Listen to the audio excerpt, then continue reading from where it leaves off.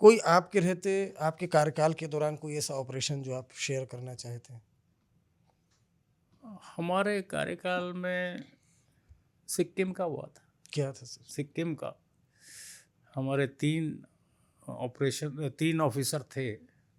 देखिए, एक गोली नहीं चली, एक कैजुअल्टी नहीं हुई, और 2,500 स्क्वायर माइल का एरिया हिंदुस्तान के साथ मर्ज कर दिया गया। अच्छा। हाँ, सिक्किम एक इंडिपेंडेंट कंट्री होता था, और उसमें जो सिक्किम की रानी उस वक्त बनी हुई थी, वो CIA के एजेंट थी। उनकी चाइना की नाक के नीचे ये ऑपरेशन हुआ। चाइना की हिम्मत नहीं हुई कि उसमें इंटरफियर करे, और 3 ऑफिसर्स इसमें इन्वॉल्व थे, जिसमें 2 सिख थे, एक बंगाली थे। और RN काओ ने ऑपरेशन किया। 2,500 स्क्वायर माइल का एरिया बगैर किसी कैजुअल्टी के, बगैर आर्म्स अमनेशन की इन्वॉल्वमेंट के हिंदुस्तान से मर्ज किया गया। ये बड़ी हिस्टोरिकल बात है। इसके ऊपर भी मैंने किताब में लिखा है, काफ़ी बहुत डिटेल है। बाद में उन्होंने भी लिखी, जो वहाँ पे एक ऑफिसर पोस्टेड था, उसको भी मैंने इंस्टिगेट किया था कि लिख दो, क्योंकि हमारे पे बैन है लिखना। मैंने कहा लिख दो, ये आने वाली जनरेशन को पता होना चाहिए। आप भी चले जाएंगे, हम भी चले जाएंगे, उनको पता होना चाहिए इस देश में क्या क्या हुआ है,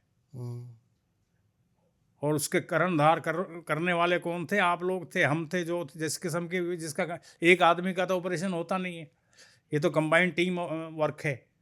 तो ये मैं क्या लिख देना चाहिए, इसीलिए मैंने किताब लिखी, मिशन RNDW, जिसमें इस देश की इंटेलिजेंस की, जब से देश आज़ाद हुआ है, क्या क्या अचीवमेंट्स हैं, वो पूरा एलोबरेट किया है 47 से, जब चाइना में ऊपर जाके वो मकमोहन लाइन कहीं है ही नहीं, ना थी, और किस तरह वो उस वक्त के जवानों ने जाके ऊपर, इसमें मई में जाते थे, अक्टूबर तक बेचारे जो है ये बिस्कुट विस्कुट मट्ठी लेके जाते थे, और कुछ खाने के लिए नहीं होता था। 3-4 महीने उन पे गुजारा करके, और आगे जाके झंडे गाड़ आते थे, अपना सामान फेंक आते थे। वो चाइनीज आते थे, देख के सोचते थे इंडियन टेरिटरी है, वो पीछे हट जाते थे। इस तरह कई हजार किलोमीटर एरिया हमारे इंटेलिजेंस के लोगों ने उस वक्त इंडिया का बढ़ाया उस तरफ। मैकमोहन लाइन जो है डिवीज़न जो करती है चाइना और इंडिया का, वो इमेजिनरी है, क्योंकि वो टेरेन ऐसा है पहाड़ों का, तो उसके में कोई बाउंड्री ऐसे तो खिंच नहीं सकती, जैसे अब जम्मू से ओखा तक खिंच गई पाकिस्तान के सामने। तो इस तरह से बहुत बड़ा, और उन दिनों फैसिलिटी कुछ नहीं होती थी।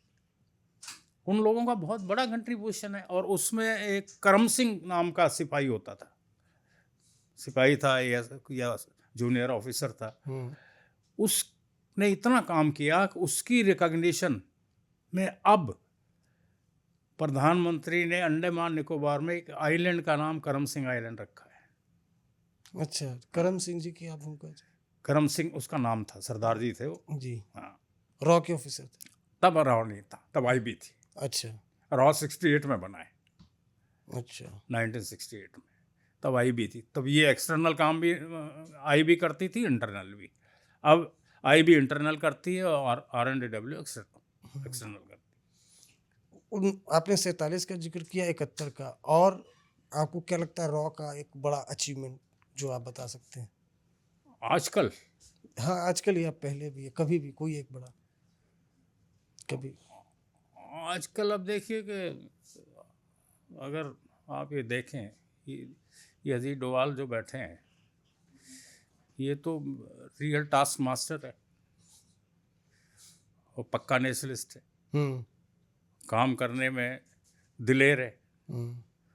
अब उसी का ये नतीजा है कि आप ही शहीद कहाँ बैठा हुआ है, रावलपिंडी हेडक्वार्टर के अंदर बैठा हुआ है। अब उसके भांजे भतीजे कई मर चुके हैं। हाफिज सईद पे भी तो अटैक हुआ। वो तो छुपा बैठा है, नहीं वो क्या खुल के नहीं बोलता था। और जो है बाकी जो इंडिया के खिलाफ आवाज़ निकाल रहे थे, वो भी दुम दबा के, अब दाऊद गाजी नहीं पता कहाँ है, वो कहते हैं कहीं हॉस्पिटल में पड़ा हुआ है या क्या है, कुछ चीज़ें हैं। तो ये सब अगर हो रहा है, तो ये कुछ काम तो हो ही रहा है ना। और ये अजीत डोभाल जो है ये इस मामले में इसका बहुत एक्सपर्ट आदमी है, ये छोड़ेगा नहीं किसी को।